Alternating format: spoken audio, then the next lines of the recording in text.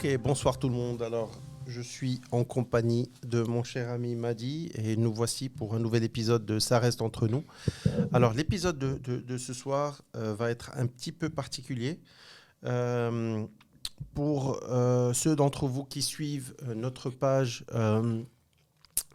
notre podcast en langue anglaise, alors on vous affichera le lien. Alors j'espère pouvoir le mettre ici. C'est Another Day in Paradise.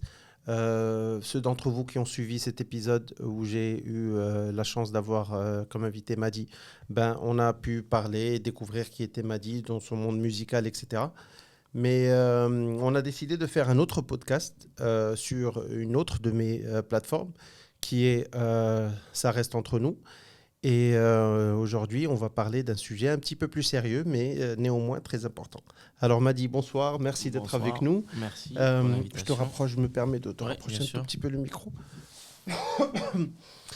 Alors aujourd'hui, on va parler santé Mhm, et on va parler notamment de la santé mentale. mhm, Alors, on a longuement eu des discussions, toi et moi, mhm, par rapport à ça, au fait de répondre à la question comment ça va. mhm. Et c'est une question qui est, comment dire, rhétorique. Si ce n'est la question la plus rhétorique, on répond tous ça va, ça va, ça va. Ouais. Et, mais la question est parfois beaucoup plus profonde. Et la réponse, parfois, a le mérite d'être beaucoup plus profonde, mais souvent ne l'est pas. Alors, excuse-moi. Euh, on va commencer par Madi. On s'est rencontrés, je pense, tu étais en cours avec mon frère, avec Jed, quand tu étais à Meknes, c'est ça? Est-ce que tu as Je sais déjà eu... pas si c'est comme ça qu'on s'est rencontrés. Non. Pour moi, on s'est rencontrés Au club des pharmaciens. club des pharmaciens. Oui, mais tu étais Mais je déjà, connaissais tu Jade connaissais déjà, Jad bien avant moi, alors ouais. mon frère, Mhm. et on s'est rencontrés au club des pharmaciens. Est-ce que tu peux nous décrire brièvement l'ambiance qu'il y avait au club des pharmaciens à Meknes? Ben, on s'amusait bien, on jouait au foot, on Mhm. faisait de la natation, du basket. On était tous adolescents, Ouais. plus ou moins, même âge, enfin, Oui, même oui, oui, génération. même génération. Et c'était dans une ville où il n'y avait pas grand-chose à Pas faire. grand-chose à faire, surtout l'été, oui. C'était à Mhm. Meknes, donc... Mais bon, ça a rempli plein d'étés où on s'est bien amusé. Ouais. J'en garde de bons souvenirs. Ouais, En tout cas.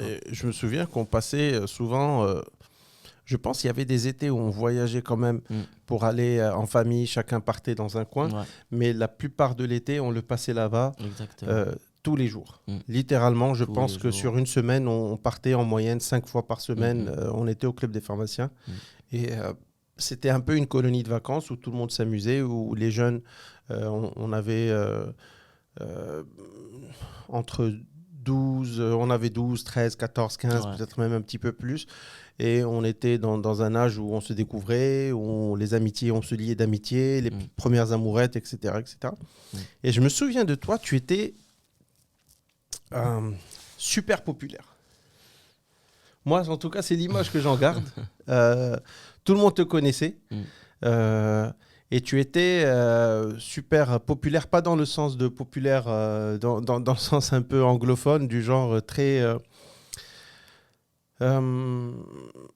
pas célèbre, mais tout le monde te connaissait là-bas, tout le monde t'appréciait, tu étais celui qui mettait l'ambiance, tu étais celui qui était de bonne humeur, celui qui était très apprécié aussi de la gente féminine, aussi, mais tout en gardant beaucoup d'amis, ce qui est parfois un petit peu difficile à mixer entre les deux. En général, celui qui plaît beaucoup aux filles... c'est pas toujours l'ami des garçons, mais voilà. Mais pour revenir à ça, donc on passait de très bons étés Ouais. sportifs, etc. Et ensuite, on s'est perdu de vue. Tu es parti aux États-Unis après le bac, juste après le bac. Pas juste après, peut-être 1 an après le bac. Un an Parce après le bac. avant, je devais partir au Canada normalement, mais bon, D'accord. Ça ça s'est s'est mal pas goupillé. concrétisé. D'accord. Et puis j'atterris à Charlotte, en Caroline du Nord. Et tu as fait quoi? Tu as fait donc des études de quoi? J'ai fait d'abord musique, je voulais faire de la musique, donc j'ai D'accord. fait une première année où j'ai fait du solfège, de la théorie musicale, music business, recording, enregistrement D'accord. en studio, piano, etc. Et après je voulais faire MAO, musique assistée par ordinateur. Et après je me suis dit il faut être un peu plus réaliste, on va dire. On va faire Donc après, j'ai fait business administration avec major in marketing, concentration en marketing. Donc tu as fait du marketing qui était un peu plus mainstream, un petit peu plus... mais c'était aussi pour m'aider avec ma carrière et en même temps, on a eu un diplôme qui pourrait éventuellement me permettre d'avoir un travail. D'autres débouchés si jamais tu n'arrives pas à percer dans ce sens. Très bien. Alors, ce qu'il faut aussi rappeler, c'est que tu as... Est-ce qu'avec du recul, tu peux dire que tu as percé dans le sens dans la musique? Parce que quand même, tu as fait de belles rencontres, tu as touché du doigt, en tout cas, le milieu musical les hautes sphères de la musique, on va dire. Oui, on peut dire que j'ai percé parce que j'ai eu quand même un titre avec Ludacris et 2 Chainz, qui sont quand même... Ludacris, c'était à l'époque, il est toujours connu, mais à l'époque, c'était l'un des meilleurs rappeurs aux États-Unis. 10 millions de ventes, ou je sais pas combien. 2 Chainz avait eu le premier album juste après. Il y avait numéro 1 aux États-Unis aussi, son album. Oui, Ludacris et 2 Chainz, je pense. Même les gens qui ne sont pas trop fans de ce genre de musique les connaissent. Et pour dire, moi non plus, ce n'est pas la musique que j'écoute quand je veux écouter de la musique, c'est comme un travail. Donc D'accord. C'est ce qui marche. Donc, et j'aime bien, j'apprécie le fait de produire des instrus, etc. Mais après, voilà, j'ai Breaking Bad, plein d'autres trucs. Donc j'ai percé dans un sens, mais je n'ai pas vraiment pu atteindre, à mon avis, le potentiel que j'avais à cette époque-là. Et en revenant à notre sujet, c'était par rapport à la santé mentale. À un moment donné, voilà, je pouvais plus le faire. Il fallait que je me repose, il fallait que je prenne une... Est-ce que tu penses que dans ce que tu essaies d'entreprendre ou dans ce que tu entreprends, tu as une manière obsessive c'est ça? Oui, c'est clair. Non, il y a de ça, mais il y a aussi le fait que je me mets beaucoup de pression. Je me suis toujours mis beaucoup de pression. En fait, c'est, comment dire en anglais, the gift and the curse. C'est la chose, c'est une passion, donc ça me motive, ça me donne une raison d'être et de faire des choses, de me réveiller chaque matin et me dire qu'est-ce que je vais faire. Mais ça peut causer à ta perte. Voilà, mais à un moment donné, je faisais mon MBA, je travaillais, j'avais 2 managers à un moment donné, dans le sens c'était une équipe avec 2 managers qui géraient. C'est là où j'ai eu le titre avec Ludacris et 2 Chainz. Donc un MBA, c'est beaucoup de travail, beaucoup de recherche, de projets, d'examens, etc. Et donc je faisais mon MBA, je faisais la musique. Je devais produire 2 titres par semaine minimum. Titres bien finis, pas n'importe quelle musique. Enfin, pas n'importe quel morceau. D'accord, un morceau bien travaillé, complet, bien ficelé. Complet, avec du potentiel qui pourrait attirer, qui pourrait intéresser certains artistes, etc. Et donc, je faisais ça et je travaillais aussi pour payer un petit peu le loyer, le machin. Bien sûr, parce qu'il faut continuer à vivre à côté. Exactement. Et donc comment est-ce que on va dire, ta fragilité mentale s'est exprimée à ce moment-là? C'est-à-dire, est-ce que tu as tout arrêté? Qu'est-ce qui s'est passé exactement? En fait, c'était la fin d'un semestre et tout, je venais d'apprendre que Ludacris et 2 Chainz avaient enregistré l'un des morceaux que j'avais produit. Donc, ce qui était une bonne nouvelle et un peu plus de pression en même temps parce que voilà, il fallait concrétiser le deal donc à travers mes managers parce que j'avais utilisé un sample, un échantillon, on appelle ça un sample. Oui, un sample. Et donc, il fallait contacter les labels, etc. Il y avait de la paperasse et du côté music business, on va dire, il y avait des choses à gérer. Mais il y avait plus de pression parce que là, j'avais le potentiel, j'avais finalement percé et donc mes managers me mettaient encore plus de pression. Il faut produire plus, il faut nous envoyer encore plus de musique. En même temps, c'était la fin du semestre, donc il y avait les projets, présentations, les machins, etc. Et j'allais déménager, il y avait plein de choses qui se passaient à gauche, à droite. Et en fait, j'ai mal géré mon énergie, on va dire, en quelque sorte. C'est-à-dire qu'il y avait tellement de choses à faire et je n'ai pas priorisé. Je me suis pas dit, voilà, je vais prendre un moment, je vais dire, je vais finir mon semestre, mes projets. Je vais mettre la musique de côté pendant 2-3 semaines, par exemple, ou un mois. Tu vois. J'ai tout fait en même temps. Je dormais plus, je faisais que bosser du matin au soir. Du matin au soir. Enfin, voilà. Et donc, à un moment donné, j'ai eu un burn-out. Alors, et le burn-out, donc, est-ce que, parce que, alors le burn-out, beaucoup de gens l'ont eu ou pensent l'avoir ou connaissent quelqu'un qui l'a eu. Et c'est vraiment, est-ce que, comment ça s'est exprimé ton burn-out? Est-ce que tu t'es isolé? Est-ce que tu répondais plus au téléphone?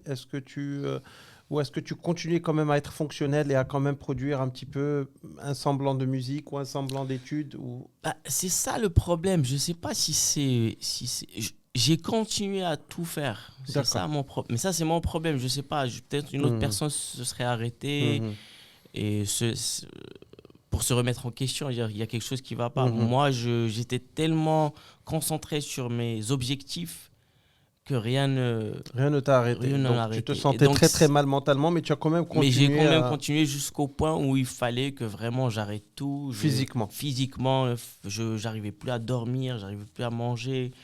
Et donc, voilà, je suis retourné au Maroc pour me reposer parce que je ne pouvais pas continuer ce rythme. Et Est-ce que le fait de t'extraire géographiquement de cet endroit t'a aidé à te déconnecter un petit peu?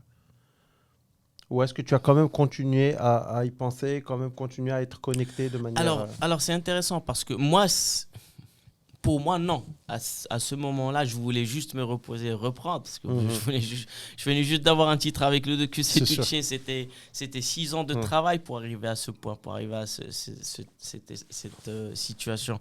Mais en fait, c'est quand je suis allé à l'hôpital, voilà, parce que je me sentais pas bien, j'arrivais plus à dormir, je devenais parano, etc. Donc, j'étais pas bien et je suis allé à l'hôpital et on m'a dit, le gars qui m'a accueilli, qui a essayé de comprendre ce que j'avais, a dit à moi et à l'ami qui était avec moi,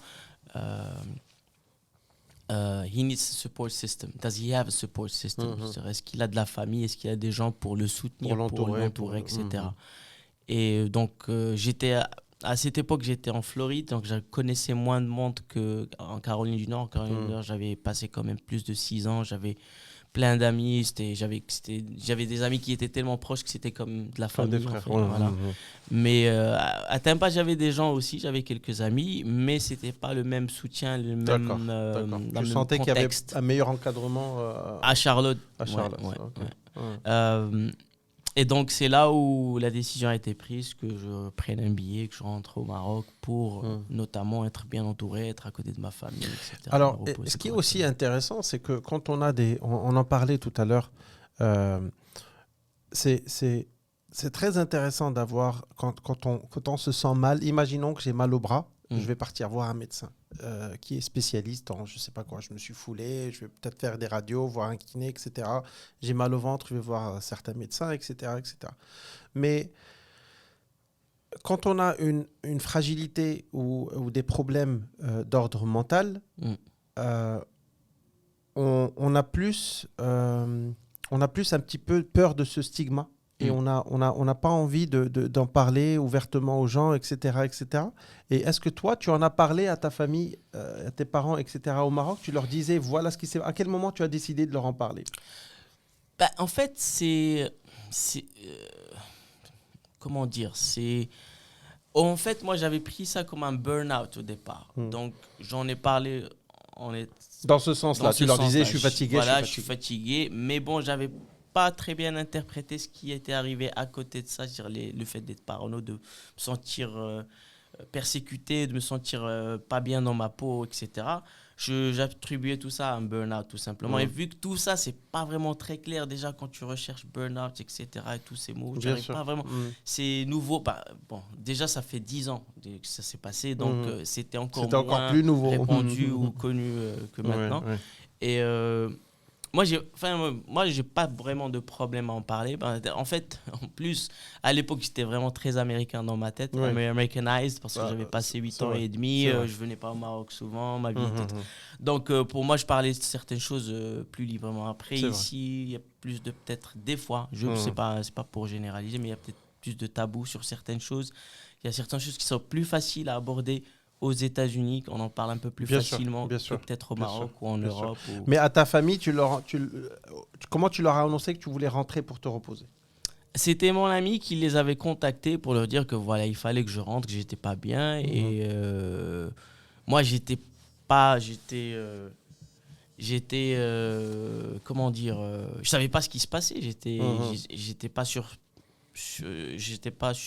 planète Terre. Bien sûr, tu j'étais n'étais pas ailleurs. en état d'analyser librement, d'avoir du recul sur la situation. Tu étais en plein dans le nez dans le guidon, comme on dit. Exactement. D'accord. Ouais. Et donc, tu es rentré au Maroc, tu t'es reposé. Après, il s'est passé quoi?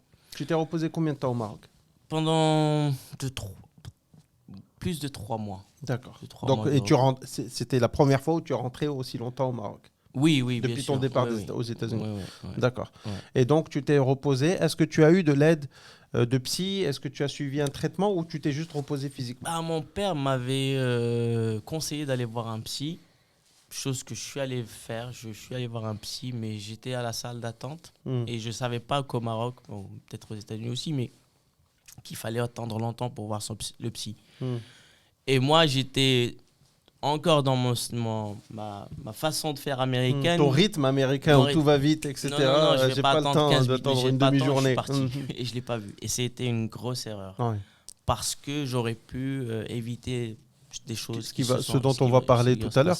Mais alors oui, ça je pense, pour ma part, que pour quelqu'un qui a besoin, quand on a besoin d'un psy, alors certes, c'est pas une urgence, les gens peuvent attendre. Dans tous les cabinets de médecins, un peu partout dans le monde, certains donnent des rendez-vous, d'autres c'est sans rendez-vous. Mais même quand tu as un rendez-vous, c'est pas un rendez-vous à 9h15, à 9h16, tu es déjà à l'intérieur. Ouais. Souvent, on attend 45 minutes, 1 heure. Mais c'est vrai que dans un état où on va voir un psy, c'est déjà une situation au Maroc qui est un peu... qui n'est pas anodine, qui n'est pas commune. Ouais. Donc, faire attendre quelqu'un...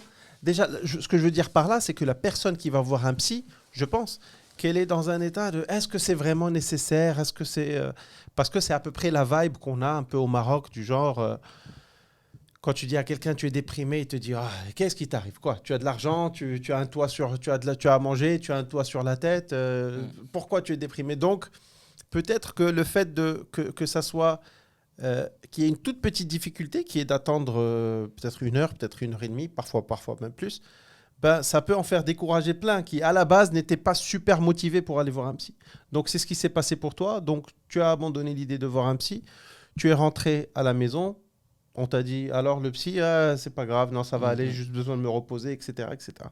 Et donc, après les 3 mois, est-ce que tu t'es senti mieux? Oui, je suis redevenu après 3 à 6 mois, on va dire, de repos, etc.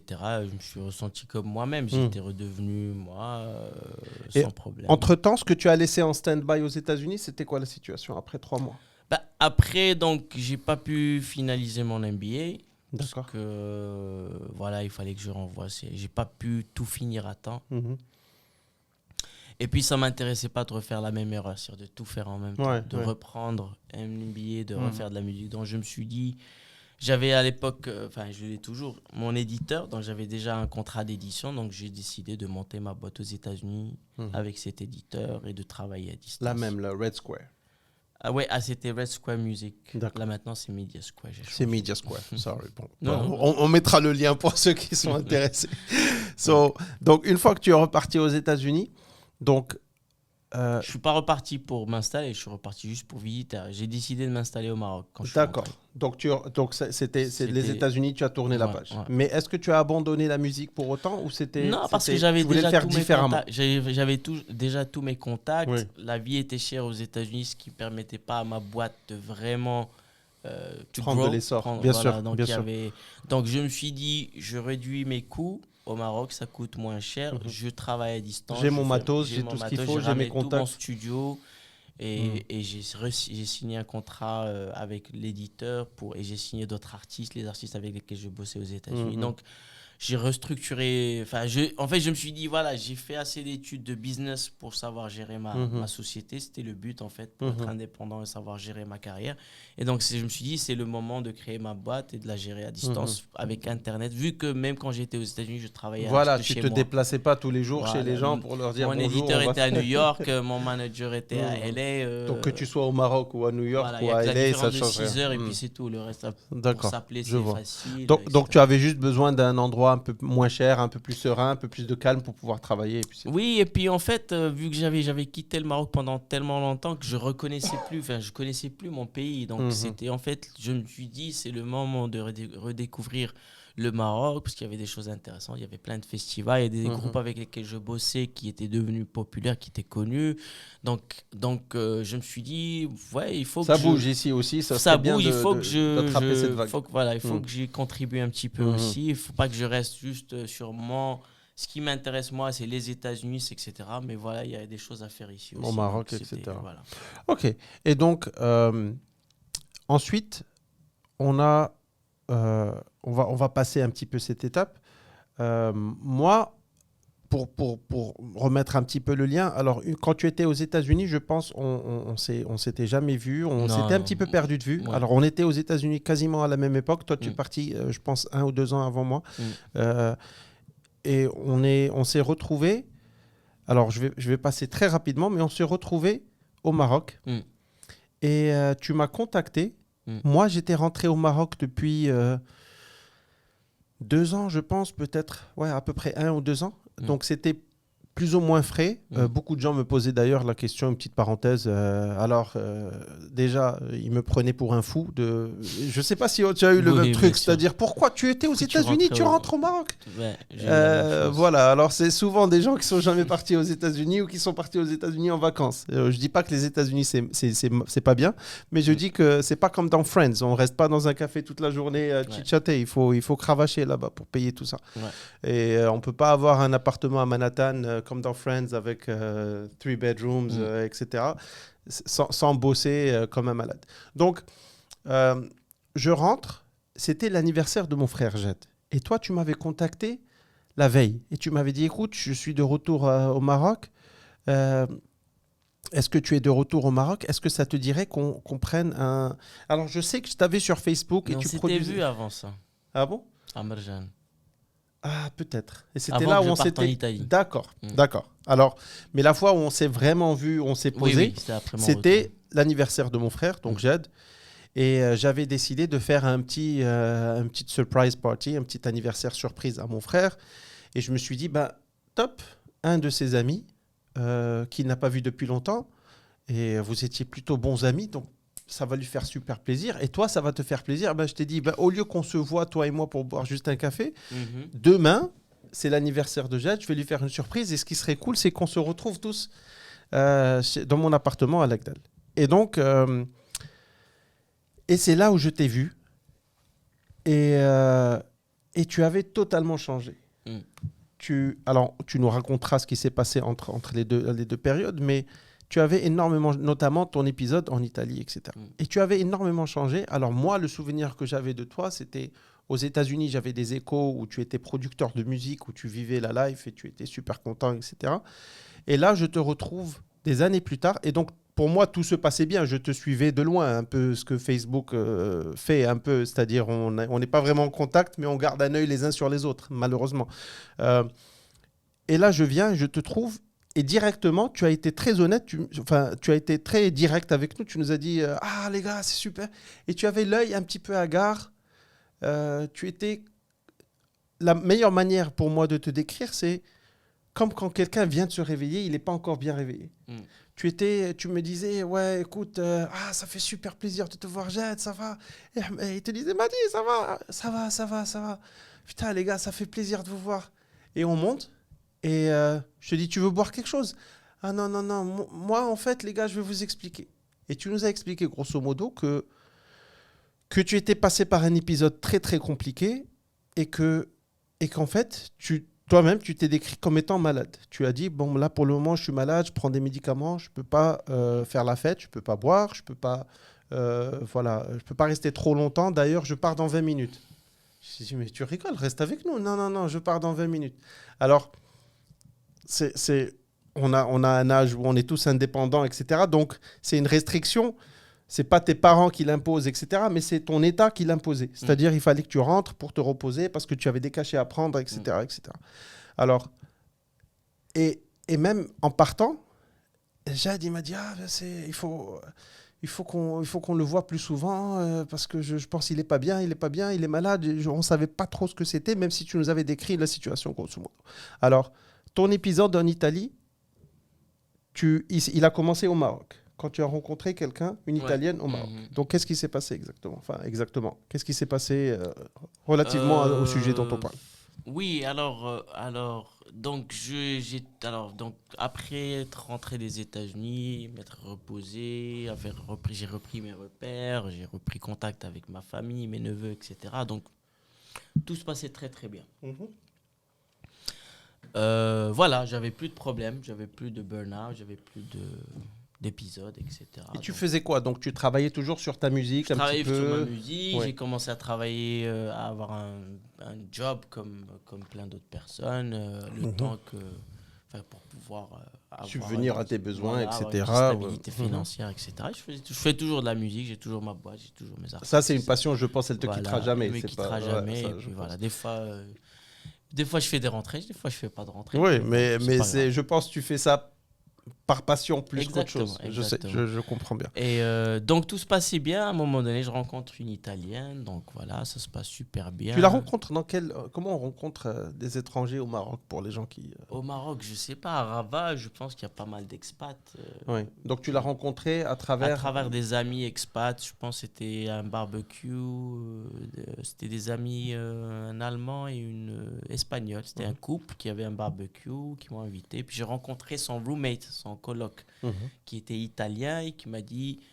En fait, il voulait me présenter à une Américaine. À l'époque. Donc tu étais en plein Rien à milieu. voir. Donc pour quelqu'un qui est venu au Maroc, tu étais quand même très international Oui, au oui, à Maroc. Rabat, je connaissais que... Que des internationaux. Voilà, et donc je rencontre cette Américaine, on est devenus amis, on a sympathisé, mais cette Américaine connaissait une autre fille qui était italienne, donc on s'est rencontrés, puis ça s'est très bien passé. Et donc on a commencé à sortir ensemble et ça se passait assez bien. Mais bon, elle aimait pas trop le Maroc. Moi, j'avais la possibilité de travailler à distance et je voulais reprendre mes études aussi. Donc on a décidé de ça. On a passé un peu de temps en Sicile, 6 mois, 3 mois. Donc elle cherchait du boulot, elle n'arrivait pas à trouver du boulot au Maroc ou quelque chose qui l'intéressait en tout cas. Elle a essayé un peu en Sicile, donc je l'ai accompagnée. Puis on a décidé de s'installer à Rome. Donc, on s'installe à Rome. Alors, excuse-moi de t'interrompre. Et tu me dis si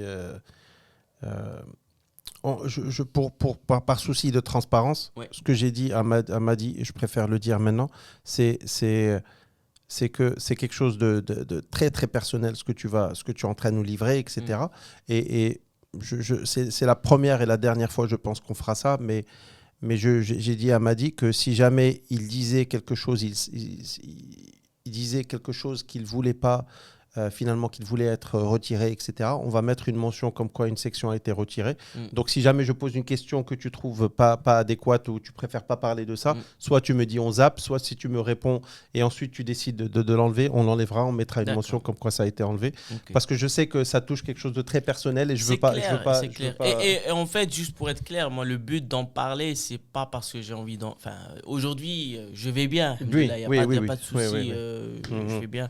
Mais je sais que c'est très difficile et il faut que les gens soient conscients qu'il y a des gens qui souffrent en silence. Et il faut, comme quand j'ai le fait de t'avoir rencontré avec Jade, voilà, vous étiez là, vous étiez des amis d'enfance, on avait repris contact, c'était sympa, ça m'a beaucoup aidé. Bien sûr. Donc il faut et c'est des choses qu'on ne peut pas voir de l'extérieur. C'est une maladie invisible. Voilà. Et des gens qui sont incompris, qui souffrent en silence, c'est ce qui est le plus Donc difficile. moi, c'est ça le but d'en parler. Bien sûr, après, je n'ai pas envie de dévoiler ma vie privée. Non, on n'ira pas dans les détails qui ne servent à rien, mais on veut parler du phénomène en général. Voilà. Mais ce qui est intéressant, c'est que ce que je voulais mentionner, c'est que tu m'avais dit, écoute Jawad, il s'est passé un truc intéressant, c'est que ma copine, à l'époque, me disait, alors l'italienne bien entendu, me disait « Ah, je me sens pas très bien au Maroc », mais elle commençait à avoir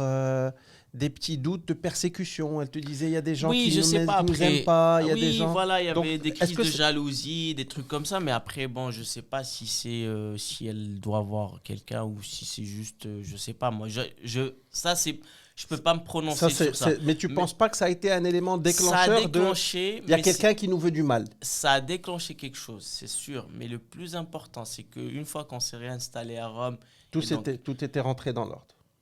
pas vraiment. D'accord. Parce que voilà, il y avait un nouveau challenge. Bon, je bossais beaucoup. Je faisais un master Arts and Culture Management, donc j'avais repris mes études. Elle faisait ses études aussi. Rome, c'est une ville qui est quand même un peu plus chère que Rabat. Oui. Donc, il fallait bosser un petit peu plus pour payer le loyer, payer l'école, etc. Donc, s'installer, etc. Donc, j'ai repris un rythme assez chargé. Alors, je sais, tu m'excuses encore, je t'interromps, mais tu as pris un rythme pas un peu plus chargé. Tu as pris un rythme intenable. Oui. Moi, ce rythme-là, parce qu'on bosse pour la même boîte, mais je l'ai fait au début, dès qu'ils m'ont engagé, ils avaient besoin de vraiment d'aide, etc. Je leur ai dit, OK, mettez-moi les heures que vous voulez, c'est pas grave, je suis prêt à bosser. Et j'ai travaillé à peu près le même rythme que toi. Et je me souviens, on a eu ces discussions, je t'ai dit, mais comment tu as fait pour tenir aussi longtemps? Je l'ai fait 15 jours, j'ai frôlé le burn-out. On ne fait que travailler, manger, dormir, travailler, manger, dormir. Moi, j'ai un petit côté un peu workaholic. Oui. Oui. Toi, tu es beaucoup plus bosseur, c'est j'aime certain. bosser, ça me procure de la satisfaction personnelle, etc. Mais après, bon, c'est pas ça la raison qui m'a... Voilà, ça peut pousser un burn-out. Mais derrière le burn-out, il y avait quelque chose que j'ai découvert beaucoup plus tard. Donc, c'est ça, et c'est ça qui est important. C'est que après, donc, j'ai eu un autre épisode à Rome. Enfin, c'était Rome, on était en vacances en Sicile. Donc, ça a commencé à Rome, ça a fini en Sicile. Donc, je suis finalement rentré d'Italie. Mais est-ce que tu peux nous décrire comment ça se manifeste pour que les gens puissent comprendre et peut-être qu'ils se disent moi aussi j'ai eu ça, est-ce que j'ai eu ça? Il n'y a pas de... Je pense que chacun a son... Chez toi, comment ça s'est manifesté? Chez moi, c'est que j'étais devenu parano encore une fois. Est-ce que c'était progressif ou du jour au lendemain tu t'es... tout le monde me suit, il y a des gens qui me veulent du mal. Il y avait des petits clics, des petits tics, je ne sais pas comment on appelle ça, pas des petits épisodes, des petits teasers. Des teasers. Okay. Des fois, je me disais, il y a peut-être quelqu'un qui me veut du mal. Celui-là, il me regarde bizarrement, ce mec-là. Pas comme ça, mais c'était plus par rapport à l'histoire avec mon ex, comme tu l'as expliqué. Il y a des gens qui veulent nous séparer ou je ne sais pas quoi. Il y avait toutes ces histoires à me raconter. Moi, je me disais oui, peut-être, pourquoi pas. J'ai commencé à croire en ça. En fait. Je me disais oui, peut-être des gens qui veulent pas qu'on soit Donc, elle a ensemble. semé une petite graine malgré elle. Et donc, ça a commencé à germer petit à petit. Et puis, ça a évolué, etc. Mais je pense, pourquoi c'est des détails qui sont pas importants pour moi? Je vais dire pourquoi. Parce que, en fait, tout ça, oui, ça a mené à un autre épisode beaucoup plus sérieux, etc. Mais qui rejoint ce que j'ai eu aux États-Unis. Donc, ce qui veut dire que c'est pas quelque chose, c'est pas un accident, il y a quelque chose, il y a une prédisposition qui ressurgit à chaque fois que je travaille trop, je me pousse au-dessus de mes limites. Et donc, là, c'était beaucoup plus grave. Je rentre au Maroc, je vois un psy, j'en parle, on me donne des médicaments, etc. Mais ce qui est important dans tout ça, c'est que je n'ai vraiment compris le problème que j'avais qu'il y a 3 mois. D'accord. Donc 3 ans après être rentré d'Italie et 10 ans après être rentré des États-Unis, je découvre ce qui m'est arrivé aux États-Unis il y a... Donc, c'est là où tu as vraiment réussi à diagnostiquer le problème. Avec le bon psy, parce que j'ai changé de psy, parce que je n'étais pas content, etc. Alors on va en parler. Mais avant ça, j'aimerais, si tu veux bien, qu'on puisse rentrer dans des descriptions, mais pas dans les descriptions... dans les descriptions de comment est-ce que ce burn-out et c'est ce qu'on a diagnostiqué comme étant des délires de persécution. C'est-à-dire tu sentais que les gens te voulaient du mal. Et ce qui est super intéressant, moi un jour tu m'as raconté ça en détail. Alors je te laisse la liberté de rentrer dans les détails ou pas, mais j'aimerais que tu nous décrives un petit peu, surtout que c'est parti à partir d'un show télévisé que tu regardais à l'époque, qui t'a aussi mis un peu sur cette voie. Oui, mais pour moi, tout ça, le fait que mon ex m'ait dit, voilà, il y a des gens qui veulent nous séparer ou regarder un film ou une série, tout ça, C'était des Americans des où il y avait Americans, aussi de l'espionnage, aussi etc. l'espionnage, etc. Donc, ça a inspiré ces délires de Mhm. persécution. Mais pour moi, c'est pas ça le plus important parce qu'il y a une prédisposition. Donc, même si j'avais pas regardé cette série, même si Ah, mon tu ex penses que n'avait ça, pas, c'est... j'aurais trouvé. Si on est prédisposé à avoir quelque chose, on va chercher On les va détails, trouver on un va moyen trouver pour un que moyen ça pour se passe. réaliser, pour que ça devienne une réalité pour nous.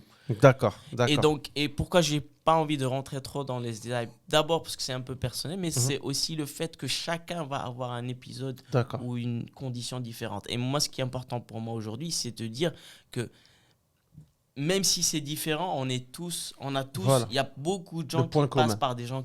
par des choses comme ça. Alors, on a parlé du psy quand tu es rentré au Maroc et je t'ai posé la question, comment est-ce que tu sais reconnaître un bon psy, un mauvais psy? Comment est-ce que tu peux reconnaître un bon médecin, un mauvais médecin? Nous, quand on part chez le mécanicien, pour la plupart des gens qui s'y connaissent vraiment pas, s'il te dit il faut changer A, tu changes A. S'il te dit il faut changer B, il faut changer B. On a beau se mettre à côté de lui, de lui montrer on a un œil sur la voiture, Mm. etc. Parfois, souvent, c'est écrit interdit au public de rentrer à l'intérieur, etc., dans la zone où il travaille. Mais pour un médecin, c'est un peu la même chose. Il nous dit il faut faire A, il faut faire A. Surtout dans un moment où on va voir le médecin quand on est vulnérable, quand on est malade. Mm. On va voir un psy quand on est vulnérable. Mm. Et donc, on rentre dans son cabinet et on se remet à lui. C'est à lui de nous aider. Donc toi, tu as eu un mauvais psy. Est-ce que tu peux nous décrire ce que c'est qu'un mauvais psy, selon toi, selon ton expérience encore à toi?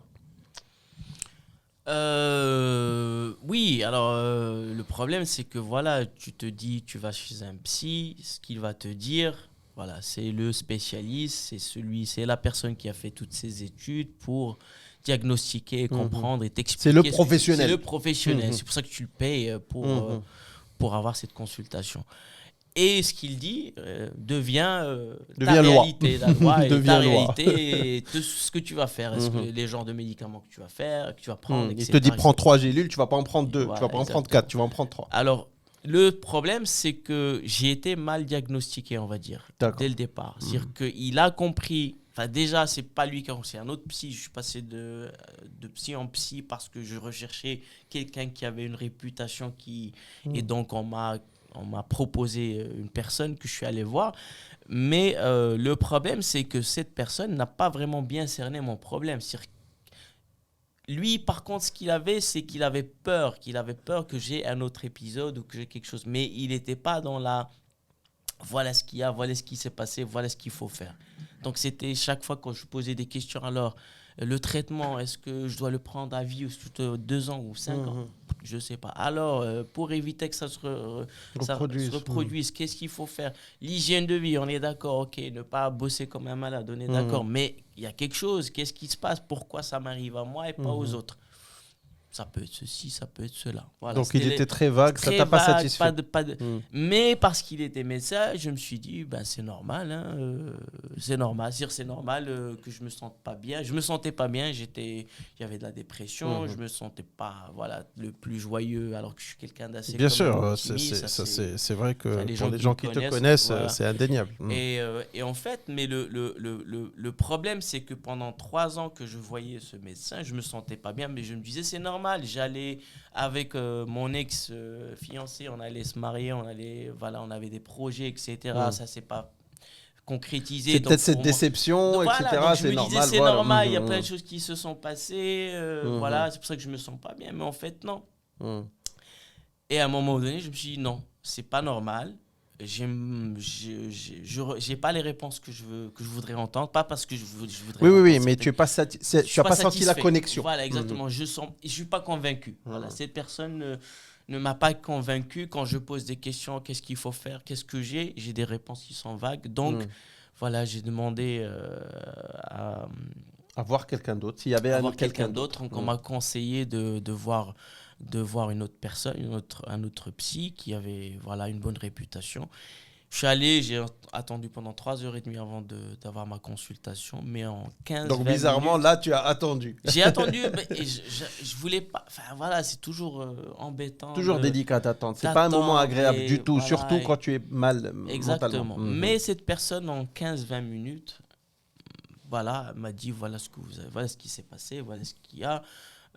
Voilà, il y a une petite dépression qu'il faut. Donc, il te pose des questions, tu lui exposes ton problème, il cible quelques Voilà, petites questions. ici, Explique-moi voilà. ça, qu'est-ce Et que en tu fait, prends il comme appelle ça médicament, le etc. bon protocole. Il faut trouver le bon protocole. Ils appellent ça protocole. D'accord. Je ne sais pas pourquoi, mais bon. C'est-à-dire, il faut trouver l'équilibre entre les médicaments qu'ils vont te donner pour. Un protocole spécifique pour toi, pas pour Voilà, quelqu'un exact. d'autre, etc. Ok. Et bon, il m'a posé plein de questions. Qu'est-ce que vous avez pris comme médicament pendant combien de temps, etc., etc. Mais ce qui est intéressant, c'est qu'au bout de 15-20 minutes, il est arrivé quand même à me donner une description assez claire de ce que j'avais, de ce qu'il fallait faire, etc. Après, le truc, c'est que, bon, donc je suis commencé à prendre des antidépresseurs et après 2 jours, voilà, je suis redevenu moi-même. Donc, je ne savais pas qu'au fond de moi, je passais par des moments d'antidépression, de dépression. C'est pas de déprime, hein, de dépression, c'est-à-dire que je n'y pouvais rien, c'était plus fort que moi, que des fois, il y a des périodes, il y a des gens qui sont déprimés quand il pleut, il y a des gens... Oui, alors la dépression, c'est quelque chose qu'on utilise très souvent. On a bientôt fini, je te prendrai devant. Mais il y a des gens qui utilisent ce mot un peu à tort et à travers. Alors bien sûr, toi, tu as beaucoup plus d'expérience que moi avec des psys, etc. Moi, personnellement, j'en ai jamais vu. Mais c'est un mot qui revient souvent. Et souvent, quand quelqu'un est déprimé, je pense, au Maroc surtout, c'est encore une maladie qui est incomprise. C'est-à-dire quelqu'un qui est déprimé, on va lui dire « Ah, pour les gens, c'est pas une vraie maladie. C'est un choix. C'est un choix ou c'est come on, vas-y, sors un peu, sors avec tes amis. Et même la personne qui est déprimée, elle n'arrive pas à mettre ce mot sur ce qu'elle a. Oui. Elle broie du noir, elle n'est jamais contente, elle veut que rentrer et s'enfermer dans sa chambre tout le temps, etc. etc. Et ça, c'est pas normal. Mais comme elle n'a pas de moyens de vérifier, enfin de comparer avec d'autres personnes, etc. Les gens disent, ouais, c'est juste son caractère, elle est un peu plus, voilà, elle aime bien s'isoler, she's a loner, ou he's a loner, etc. Mais en fait, beaucoup de gens, je pense, sont déprimés et on fait de ça, cette dépression, un trait de caractère. Elle est toujours comme ça. Oui, il est toujours comme ça. Mais en fait, c'est des dépressions qui peuvent durer pendant très longtemps et les gens ne s'en rendent pas compte. Et quand ils disent « Oh, je suis un peu déprimé. Oh, comment lève-toi, vas-y, sors un peu avec tes amis. Ouais, qu'est-ce qu'il y a? De quoi? Pourquoi? Qu'est-ce qui ne va pas ?» Tout va bien. Ahmadullah, qra al-Qur'an. Oui, ça c'est bien. Mais c'est pas un choix. On peut pas juste... Exactement. C'est comme quand quelqu'un a un cancer de je sais pas quoi, on va pas lui dire allez, cancer, allez, lève-toi et enlève le cancer. C'est une maladie, donc il faut qu'elle soit reconnue comme une maladie. Et beaucoup de gens, comme on a dit au début, souffrent en silence et ils ont des maladies mentales qui peuvent être très légères, comme le cancer, la dépression, mais d'autres maladies mentales beaucoup plus graves. Mais tout ça, ça peut être traité, géré, etc. avec le bon. Alors moi, franchement, il y a un truc très important que le dernier psy m'a dit, et que en fait, voilà, moi à un moment donné, je me suis dit, c'est pas normal que je me sente pas bien. Pendant 3 ans, je vois la même personne, j'ai pas de réponse concrète et je suis pas bien. Au début, tu te dis oui, c'est normal, je suis passé par des moments difficiles, donc je déprime, etc. Mais à un moment donné, je me suis dit non, j'ai besoin d'un deuxième avis. Ce que j'ai fait, donc je suis allé voir cette deuxième personne, cette deuxième psy. Il m'a dit, aujourd'hui, avec, advanced technology, science, tu vois, l'avancement de la technologie, de la science, ce qu'on a pu accomplir jusqu'à aujourd'hui, les recherches qui ont été faites, etc., etc., ce n'est pas normal de ne pas trouver une solution, le bon protocole pour n'importe quelle situation. Donc, c'est ça ce qui est important. C'est une personne qui souffre aujourd'hui, qui se dit, j'y peux rien. On a les moyens de l'aider. On a les moyens. C'est le psy qui me l'a dit moi-même. Ou bien vous n'êtes pas avec la bonne personne. Il faut continuer à chercher. Trouver la bonne personne qui va vous aider. Mais aujourd'hui, on n'a pas besoin de souffrir en 2022. 2022. 2022, il n'y a plus de raison de souffrir. S'il y a un problème, il y a une solution. C'est vrai que c'est super intéressant. Donc, il ne faut pas être fataliste, se dire, c'est comme ça, c'est comme ça. Non, il ne faut pas accepter, se dire, moi, je me sens comme ça, je ne me sens pas bien, je déprime, ou je ne sais pas, il y a plein d'autres choses plus graves. Hein. Bien sûr. Mais en général, maladie mentale, aujourd'hui, il y a ce qu'il faut au Maroc. Hein. Même au Maroc, il y a des gens compétents, il faut juste les trouver, il faut chercher. Et il ne faut pas se dire, il ne faut pas accepter le fait, voilà, être fataliste, se dire c'est comme ça, c'est comme ça. Je vais passer ma vie à souffrir, donc ma vie est pourrie, donc je vais. C'est parce que j'ai passé 3 ans, je me suis dit la vie c'est pourri, j'avais aucune raison d'être déprimé. Tout va bien. De l'extérieur, c'est vrai que ça se passe très bien, mais à l'intérieur j'étais pas bien. Mais aujourd'hui voilà, j'ai trouvé le bon protocole. Et je suis bien, je suis moi-même, je suis le Madi que tu m'as connu quand tout à fait. D'ailleurs, hier, on est parti au cinéma, j'ai retrouvé le Madi, comme d'habitude. Donc voilà, les gens qui passent par un moment difficile, il faut juste essayer de trouver de l'aide. Les maladies mentales sont celles on disait ça tout à l'heure, qui sont le moins bien connues, le moins bien traitées. On dépense beaucoup d'argent. C'est un sujet tabou, exactement. C'est un sujet tabou. Tu sais, j'avais entendu, j'avais lu un article super intéressant sur un joueur de tennis, et j'ai oublié son nom. Je vous mettrai son nom, je vais le trouver. C'est un joueur américain j'ai oublié son nom et ça me torture. C'est pas grave. Qui parlait, alors, qui était plus ou moins bien classé. Et à un certain moment, il a fait un retour fulgurant où il a commencé à être super en forme. Il a perdu beaucoup de poids. Il n'était pas gros, mais il est redevenu super en forme. Et il a commencé à gagner les meilleurs joueurs, à taquiner du Federer, du Nadal, etc. Et au moment où sa carrière commençait à monter, il est même, je pense, rentré dans le top 10. À un certain moment, il a arrêté de jouer au tennis carrément, alors qu'il avait au moins 5-6 ans devant lui. De pur tennis où il allait être dans le top 5. Et il a arrêté parce qu'il avait des crises d'anxiété. Et il ne pouvait pas contrôler ça. Et il n'arrivait pas à rentrer dans un stade. Il n'arrivait pas à faire face au public, faire face aux joueurs, faire face à la pression du jeu. Et ça lui créait tellement de crises de panique, d'anxiété, qu'il a décidé d'arrêter. Et il a mentionné ça dans le monde du tennis. On sait que la joueuse de tennis, Osaka, elle aussi avait fait, alors qui était, je pense, presque numéro 1 ou numéro 2, ou peut-être même numéro 1, qui a fait un bond fulgurant dans le top 10 du tennis féminin. Elle aussi avait accusé le coup. Et je pense qu'elle voulait partir à l'Australian Open ou quelque chose comme ça. Et on lui avait dit, il faut que tu parles à la presse. Tu es obligé avant le match, après le match, que tu perdes ou que tu gagnes, tu es obligé de faire face à la presse. Parce que c'est notre manière de faire la promotion de l'événement, etc. Ça fait partie du truc, du tournoi.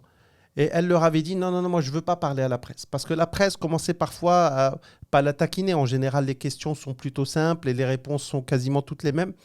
Mais elle ne voulait pas avoir de questions un peu compliquées qui pourraient peut-être la mettre mal à l'aise ou lui dire, l'autre a dit... Parce que, bien sûr, la presse essaie de faire monter la sauce. Et elle avait dit, je ne veux pas leur parler. Et ils l'ont viré du tournoi. Ils lui ont dit, si tu ne parles pas, alors je pense, si mes souvenirs sont bons, soit ils lui ont donné une amende, soit ils ont dit, non, tu es obligé de parler à la presse. Elle a dit, alors je ne joue pas le tournoi.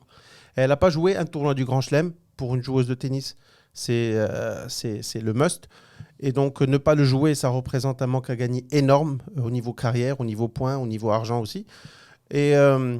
Et ensuite, elle avait dit comme quoi elle se sentait trop fragile mentalement pour faire face à la presse, etc. Et que c'était une sorte de maladie mentale et que le WTA ne prenait pas ça en considération, etc. Ensuite, bien sûr, ils ont fait du rétropédalage, ils se sont excusés, ils ont dit qu'on prend tous les problèmes de santé, y compris de santé mentale, très au sérieux, etc. Donc, il y a énormément de gens qui... A priori, on se dit Osaka, elle a 22, 23 ans, elle est déjà millionnaire, elle est au top de son truc. Pas de raison d'être... Qu'est-ce qu'il y a ? Il y a des gens qui meurent de faim et toi tu es en train de nous dire. Mais c'est ça qu'il faut essayer de déconstruire. Ouais. C'est que ça arrive à tout le monde. C'est pas parce que tu es pauvre et au fond du trou que tu as le plus de droit d'être déprimé que quelqu'un qui est multimillionnaire, qui a tout pour plaire, qui est beau gosse, qui a une grande famille, La dépression peut toucher n'importe qui. Et c'est une maladie. C'est pas un état d'esprit du genre Hamdallah, comme on dit. Ah, là, si tu as de l'argent, Hamdallah. Donc, pour finir, donc vraiment, si vous avez besoin si vous vous sentez pas bien, le fait de se sentir pas bien 1 ou 2 journées, etc., avoir le blues, etc., ça arrive à tout le monde. Mais si c'est des choses qui sont un peu plus poussées, des périodes beaucoup plus longues, et où vous commencez à broyer des idées noires, etc., il y aura toujours de l'aide. Il y aura toujours, même au Maroc, c'est vrai qu'on a l'impression le psy, c'est un truc pour les Européens, pour les Américains, mais même au Maroc, on a de très très bons psys. On a des gens qui peuvent nous écouter. Moi, personnellement, pour partager une toute petite anecdote personnelle, je me souviens que j'étais aussi dans une période où j'étais pas bien du tout et ça a duré assez longtemps. Et d'ailleurs, je me souviens, on parlait au foot, toi et moi, on restait que toi et moi. Après le foot, on restait parfois 1 heure, 1 heure et demie, parfois même plus. Et on papotait, on papotait. Et pour moi, ce sont mes séances où je pouvais parler. Et c'est important de trouver quelqu'un à qui parler. On a tous des amis, on sort, on fait. Mais trouvez-vous des amis avec qui vous pouvez vraiment parler. À qui, voilà, quand ils vous disent est-ce que ça va, qu'ils puissent vous dire non, ça va pas, viens, je te raconte, etc. Alors, bien sûr, c'est délicat, mais c'est toujours bien de pouvoir se livrer. Tant qu'à faire, se livrer à un professionnel, parler à un psy. Je pense que c'est vraiment quelque chose qu'il faut prendre au sérieux. Et il n'y a pas... Trouver le bon psy. Trouver le bon psy, comme tu as dit. Par 3 voilà. psys avant de trouver le 3e était le bon. Trouver le bon psy et n'hésitez pas à le changer. Voilà. C'est de votre santé qu'il s'agit. Donc, il ne nous plaît pas, on n'a pas le bon feeling avec lui. On change. Le premier n'est pas toujours le bon. Alors, bien sûr, on peut parfois nous présenter un psy comme il a une très bonne réputation, etc. Mais parfois, le contact ne passe pas, même s'il est très bon, mais ce n'est pas sa spécialité ou le contact ne passe pas avec lui. Il faut que vous soyez à l'aise avec votre psy. Et voilà, parfois, juste le fait de parler, ça fait beaucoup de bien. Une dernière petite question. Une séance de psy, à peu près au Maroc, ça coûte combien ? 400 dirhams, à peu près. D'accord. 400 dirhams pour... Bon, ça dépend. Psy, est-ce qu'on parle de psychiatre ? Est-ce qu'on parle de psychologue ? Oui. Mais ça tourne autour de... C'est un tour autour de 400. Autour de 400. Et en général, les gens font une séance par semaine, une séance par 15 jours. En fait, c'est lui qui dit. Ça dépend si c'est un psychiatre pour les médicaments. Ça dépend. Ça va être 1 fois par mois, 1 fois chaque 6 mois oui, pour avoir voir le traitement. Pour ajuster le traitement. En fait, le psychiatre, pour lui... Les remèdes, c'est à travers de la médecine, médicaments. Voilà, des médicaments. C'est un médecin et l'autre, le psychologue, c'est plus la parole, l'accompagnement, enfin aider par des méthodes plus, j'allais dire organiques. Plus soft, on va dire. Non, dans le sens où, par exemple, ils vont vous dire, voilà, par exemple, réécrivez votre CV. Pour reprendre confiance en vous. D'accord, des petits exercices. Des petits exercices, voilà, comme ça, pour remonter un petit peu, pour avoir confiance en soi, pour ne pas se sentir... Donc, les deux c'est 2 choses différentes. Après, nous, quand on parle de santé mentale, on parle surtout de psychiatre, dans le sens... Et ça, c'est encore plus tabou que le psychologue. Le psychologue, déjà, on peut dire, je me sens pas bien. Parce que pour nous, quelqu'un qui va avoir un psychiatre, c'est qu'il ne va pas bien, c'est qu'il est peut-être fou, qu'il est bien, voilà. Et ce stigma, le fou, un peu méchant, qui blesse et c'est un mot où on met tout. Le fou, ça peut être quelqu'un qui a une dépression, quelqu'un qui entend des voix, quelqu'un qui parle tout seul, quelqu'un qui s'énerve trop et qui commence à tout casser et qui fait une crise, quelqu'un qui fait une crise d'anxiété. Tout ça, on met tout ça dans la case fou. Ça veut rien dire. Et c'est vrai qu'il y a quelques années, une petite centaine d'années, on brûlait les gens parce qu'ils entendaient des voix ou parce qu'ils avaient un comportement bizarre. Ouais. Et donc, maintenant, on ne brûle pas les gens, certes, mais quand même, les gens ont du mal à le dire parce qu'ils ne veulent pas être stigmatisés, surtout dans les petits villages, ça va être le fou du village. C'est récent, c'est des sciences, c'est une science et c'est des recherches qui sont assez récentes, donc c'est pas encore... Mais bon, déjà, voilà, il faut plus que ça soit un truc tabou parce qu'il y a des gens qui souffrent et peut-être qui pourraient ne plus souffrir si on pouvait les aider à aller rencontrer la bonne personne, le bon psy, que ce soit psychologue ou psychiatre, mais surtout si c'est une maladie mentale, on va dire psychiatre, qui va avoir le bon comme on me l'a dit, le bon protocole. Oui, le bon protocole pour accompagner, pour t'accompagner et sortir de là. Voilà. Mais ce qui est important, c'est que voilà, aujourd'hui, heureusement, on a une solution presque pour tout. Donc, il n'y a plus de raison de souffrir. C'est ça le plus important. C'est que tout à fait. Faut pas se dire, ah non, pas c'est être comme isolé. ça, isolé, j'ai pas envie d'en parler. Non, il faut y aller parce que, bah oui, parce que ça peut faire toute la différence. Du jour au lendemain, on devient une personne heureuse. Bien sûr, on n'y croit plus, mais on est fataliste parfois, on n'y croit plus. Alors, pour finir, je vais finir avec une toute petite anecdote. Hier, on était en train de dîner après, tu étais avec nous. Avant-hier. Avant-hier. Tu vois, on va la couper, celle. Alors, donc, avant-hier, on était en train de dîner. Tu t'en souviens? Ouais. Très bien. Ouais, je m'en souviens. Toi, est-ce que tu t'en souviens?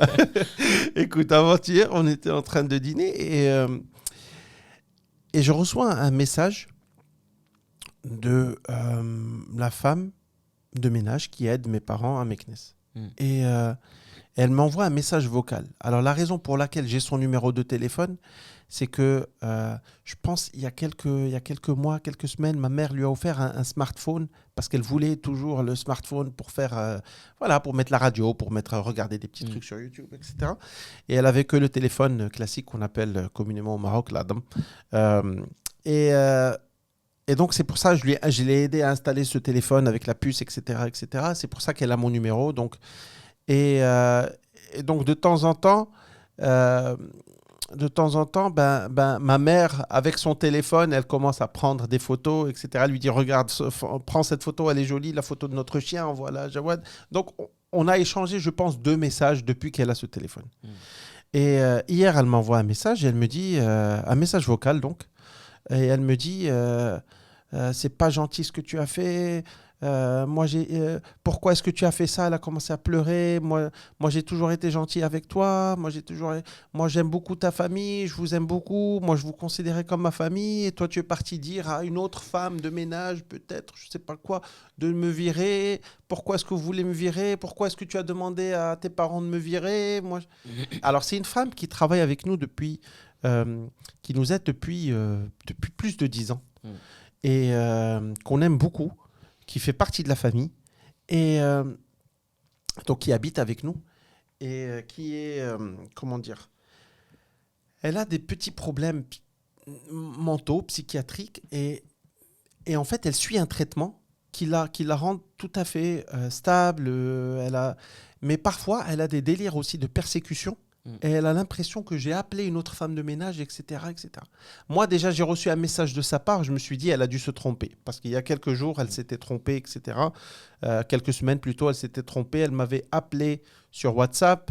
Et quand je l'ai rappelée, elle a eu tellement honte et elle a eu peur. Elle s'est dit, oh là là, j'ai fait une bourde, j'ai dû l'appeler pendant qu'il travaillait, etc. Et quand je l'ai rappelée, elle ne m'a pas appelé. Moi, je me doutais bien qu'elle s'était trompée, mais bref. Et donc, quand elle m'a envoyé ça, j'ai trouvé ça très bizarre. Et donc, j'appelle ma mère, je lui dis, écoute, voilà, elle nous a appelé, elle m'a envoyé un message. Elle m'a dit, oui, en ce moment, elle fait un peu une crise. Elle n'a pas pris ses médicaments pendant une dizaine de jours. Et moi, je n'ai pas pu la surveiller, voir avec elle, être sûr qu'elle a pris ses médicaments. Et donc là, elle a repris ses médicaments, etc. Eh bien, moi, ma mère m'a aussi conseillé de lui envoyer un message, de la rassurer, etc. Donc, je lui ai envoyé un message, je lui ai dit non, tu rigoles, mais... Alors, il y a 2 méthodes. Soit on lui dit, mais tu es ridicule, mais de quoi tu parles? Mais moi, j'ai même pas le numéro de téléphone de l'autre. Mais pourquoi tu veux que j'appelle quelqu'un d'autre pour lui dire? Mais je pense que ce n'est pas la bonne méthode. Il faut accompagner les gens vers la sortie, pour sortir un peu de cette crise. Pas les isoler et les pointer du doigt et leur dire « mais tu es ridicule, regarde à quel point tu es ridicule ». C'est juste les accompagner tout doucement vers la sortie. Et donc moi, alors à ma manière, bien sûr, je lui ai dit « écoute, j'ai envoyé un message à personne, j'aurais jamais envoyé ça, toi tu fais partie de la famille, ça fait plus de 10 ans que tu es avec nous, etc. Je pense qu'il y a dû avoir une confusion, etc., etc. » Mais elle, qui vient d'un petit village pas loin de Meknes, quand elle a appelé sa tante et sa famille pour leur dire « voilà, on veut que je sorte, etc. » Elle était en crise, elle les a appelés. Ben, eux n'ont pas eu, je pense, cette approche et l'ont critiquée du genre « tu es folle ». Ils ont commencé à lui dire, mais tu es folle, mais de qui? Mais tu crois qu'il va vraiment appeler l'autre femme de ménage qui est plus chez eux, qui vient chez eux que de temps en temps pour lui dire de te virer? Mais de quoi tu parles? Mais lui, il habite même pas la même ville que vous. Mais qu'est-ce qu'il sait? Il sait pas que... Bref, ils ont commencé à lui dire, mais tu es folle, mais reviens à la raison, etc. Tu es folle, tu es folle, tu es folle. Donc, elle est partie chez ma mère. Elle a dit à ma mère, est-ce que je suis folle? Et ma mère lui a dit, mais non, c'est rien. C'est pas grave. Il y a des gens qui ont besoin d'une aide un peu pour se restabiliser. Il y a des gens qui prennent des médicaments pour le taux de glucose. Il y a des gens qui ont besoin, comme moi, qui prennent des médicaments pour la tension. C'est une maladie comme une autre. Donc, il faut démystifier un petit peu cette maladie et arrêter de dire aux gens, il est fou, il est fou, il est fou. Ça veut rien dire, il est fou. Et donc, chacun a besoin d'un petit truc parfois pour essayer d'équilibrer un petit peu la santé physique et la santé mentale. Donc voilà. Bon, je pense qu'on a fait le tour de la question. Écoute, merci beaucoup d'avoir partagé ça. Je sais que c'était... ça t'a peut-être pas ramené que de bons souvenirs, mais je pense que c'est important que les gens puissent comprendre ça. Je vais bien aujourd'hui. Tout à fait. C'est ça le plus important. Donc, c'est ça ce qu'il faut... Le message à retenir, voilà. Tout à fait. Et puis, ne restez pas dans votre coin si ça va mal depuis un bon bout de temps. Cherchez de l'aide. Parfois, les amis, c'est pas assez. Parfois, il faut de l'aide professionnelle. N'hésitez pas. Peu importe ce que les gens vont dire, quand vous allez aller beaucoup mieux, le jeu en vaudra la chandelle. Donc, c'est pas grave si on vous dit, si vous avez peur d'être stigmatisé, etc. Je suis sûr qu'il y aura toujours quelqu'un pour vous aider, un professionnel pour vous aider dans votre ville ou même dans votre petite ville. Et voilà. Donc, merci beaucoup. On va s'arrêter là pour aujourd'hui. Et on se revoit pour un nouvel épisode très bientôt. Ciao, ciao.